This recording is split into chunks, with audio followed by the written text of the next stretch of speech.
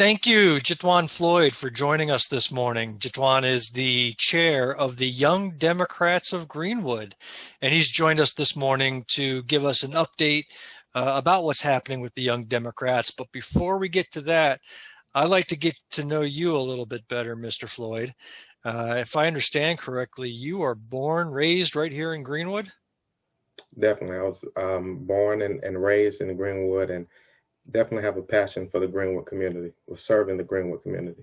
I'll tell a quick story. I think the first time I ever got to really speak with you and interact with you was last February, a year ago. It may even be a year ago today. I don't remember the exact date, but it was after Around a this time. yeah, it was after a breakfast meeting that we were going to go canvassing for the Democratic primaries. Remember, we had the big, was it the presidential primary at the time? It It was was. February, right? So we had the presidential preference primary. That, by the way, was the primary that launched Joe Biden to victory. Right. But we were going door to door in certain neighborhoods throughout Greenwood, putting up door hangers, reminding people to get out and vote. And I partnered up with Jitwan, and I didn't know him, he didn't really know me. He's friendly, and we were chatting in the car, but I figured I would have taken him under my wing, show him the ropes, make him my Padawan. And I said to him, I was like, hey, just watch me do a couple, then maybe I'll let you do one or two houses. You know what? That whole script went out the window. This man right here is a born natural leader and an activist. We didn't get past two doors before you were running into your friends, your relatives, people who knew your mama, your grandpa. I mean, you knew everybody. So I had to take the back seat and let you drive doing that whole campaign. Uh, had you done door-to-door canvassing before then? No, that was actually my first time. Dang.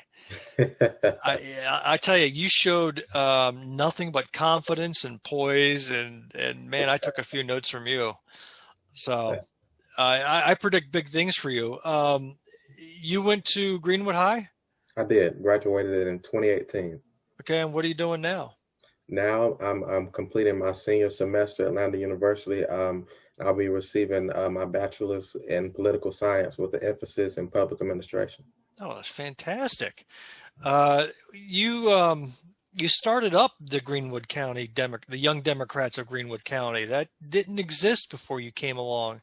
Yeah. What was the trigger point that put that idea in your mind and said, this is something you're going to go after? Well, me and a group of friends at Lander that I actually knew from Greenwood High, we had sat down one afternoon, maybe fall of our freshman year. We were interested in starting an organization. It fell through the cracks.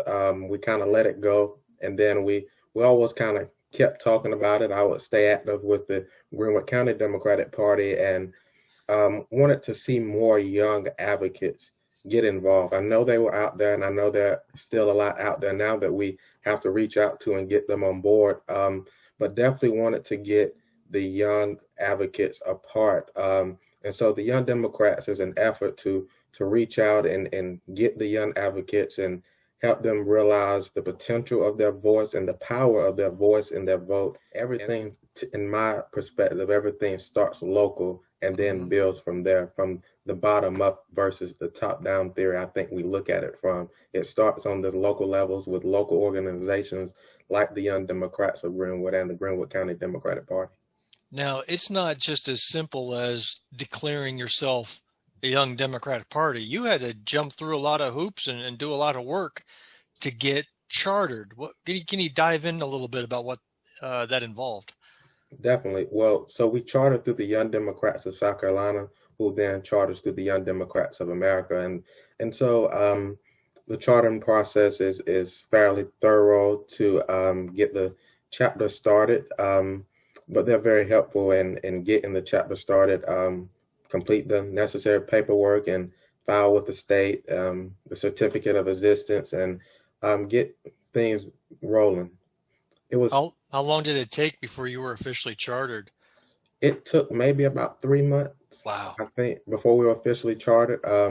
We were launched as a provisional chapter in May 14th, so we're kind of coming up on our year anniversary here soon. Oh, that's awesome. Congrats. And again, thank you. That's something I know has been talked about for a long time. And Right. you pretty much went ahead and did it without a ton of guidance from us.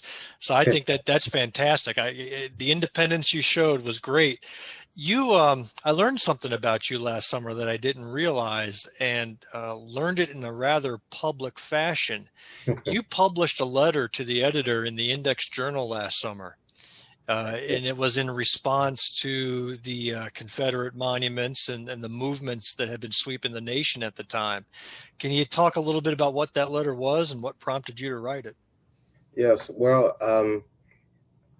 I talked to Denise Waldrop, who was the former candidate for South Carolina House District 13, and we talk a lot about really state politics and what legislation is coming up in the state and the activity of our state legislators. And that's how I kind of came upon writing that piece. Always think about Dr. Martin Luther King Jr.'s quote, and paraphrasing it, it says, "We won't remember the words of our enemies or the actions of our enemies, but the silence of our friends." And Representative John McCravy of House District 13 had been fairly quiet during a point in America's in the state of America in which Black people didn't and still don't feel like Black lives matter. And with the killings of George Floyd and numerous people to name, he was quiet. And then it came up about the monuments, the Confederate monuments being moved, and then he had something to say. Mm-hmm. And I was very disturbed by that, which led me to write in that article, that letter to the I want to editor. quote you. Probably the most powerful line you wrote was the following. You wrote, "Interestingly, McCravy feels there is a necessity to advocate for the beats of the fetal heart, but not for the content of the heart." That was powerful, man. Definitely, and I think especially with them pushing that bill through the House and the Senate, it strikes a nerve because just like Representative Johnson said, you're not pro-life, you're pro-birth, because once that unborn child gets here, you want to take down all of the social programs or any measure that is there to help them progress in life, any measure that is to help equalize the opportunities in life for the less fortunate. You come against that, and just not to take a stance for life in America, in South Carolina, in Greenwood, but to stand for a monument, I think was a big slap in the face to every Greenwood County resident, whether you voted for him or not. Yeah. Uh, I learned through there that you had interned for him. You have a history with John McCravy even before that letter, didn't you? I did. I interned at the law firm through Lander. I'm also a pre-law minor, so I wanted to kind of step out there in the field. And I didn't intentionally choose McCravy, Sturkey, Newley and Law Firm. I kind of stumbled upon it and kind of inquired about it, and the opportunity came open, and so I stepped in the internship at the law firm, and we did have a few conversations, maybe about politics, but it was mostly on the law side. Now let's talk about some of the activities the Young Democrats of Greenwood did in the last election cycle. I know in one case you assisted with handing out the voters' guides, in targeted turfs. What are some of the other things that you guys worked on? Well, we were able to work with, again, former candidate Denise Waldrop in her campaign, and with Senator Floyd Nicholson on his campaign. We was able to do a lot of canvassing and phone banking and community outreach, really truly grassroots campaigns to work to get their campaigns going. Any good stories or lessons learned from that experience?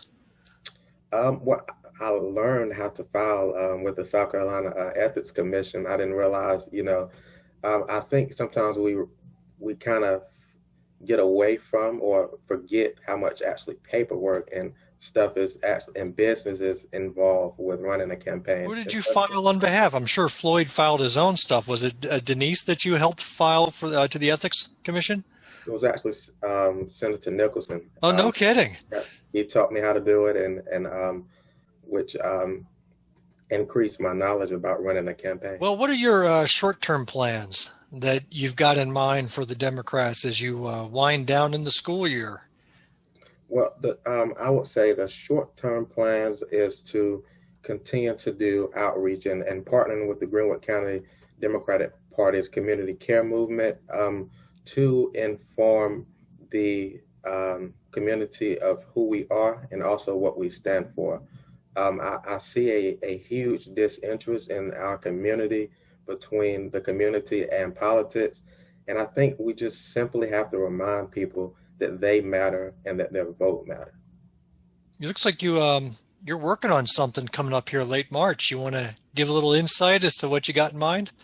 Yes, well, we have our monthly meeting on the 22nd, but other than that, we're working on having a town hall with some of our local and state officials to kind of build that connection in which um, the constituents trust their officials. And I think the best way to do that is to have these open forums in which the public is allowed to question their officials about what issues are coming up and how they're voting.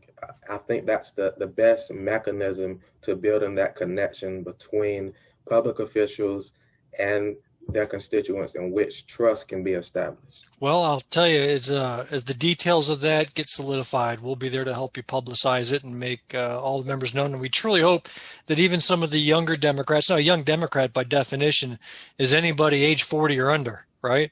Right. And then if you're older than 40, we will always accept you as an honorary member. Well, thank you. And I appreciate the honorary part as I hit towards old age here. So thank you very much. I'm going to ask a tough question. You're set to graduate this semester, right? Right. And you're not staying in Greenwood right after graduation. So let's talk about the plans to make sure that the young Democrats of Greenwood stay alive and active and don't fly away with Jitwan wherever he goes. What kind of succession plans have you been thinking about? Has that been a discussion within your group yet, or have you guys not even wanted to face that reality at this point? No, it's been a discussion actually since we launched. I had that discussion with the organization as a whole and with the executive board. Unfortunately, we don't have a program near here close enough to stay in Greenwood for me to receive my Master's of Public Administration. So I will eventually go off to complete that. And I've talked about that since probably day one, because I realized that was a reality that we would face sooner than later. And so we've talked about, we have a succession plan in place in which the vice chair will simply move up. But I'm working double time to make sure that nothing just feels thrown on anyone. I've also told them no matter where I end up going, I'm always there. I guess I'll fall into that honorary member status since I won't be a Greenwood resident. But I'm definitely going to be there to help keep this organization moving. Because to me personally, and to all of us who have found this organization, it's just not an organization. It's a needed movement here in Greenwood to get the public civically engaged. Hey, well, thank you for all you've done. Your hard work, your foresight, the planning, and just even your clarity of thought comes through very nicely. And just, it's kind of fun to watch somebody get started in at the ground floor. And I think we're all imagining what your future is going to be like, President Floyd. That could be awesome. I could be standing here one day with your silhouette next to me in the Zoom window. Maybe one day. Well, thank you very much. Appreciate you taking the time to spend with us this morning and updating the Greenwood Democrats. And we'll see more of you around. Definitely. Thank you for having me. All right. Have a great day. Take care, Jitwan. You too.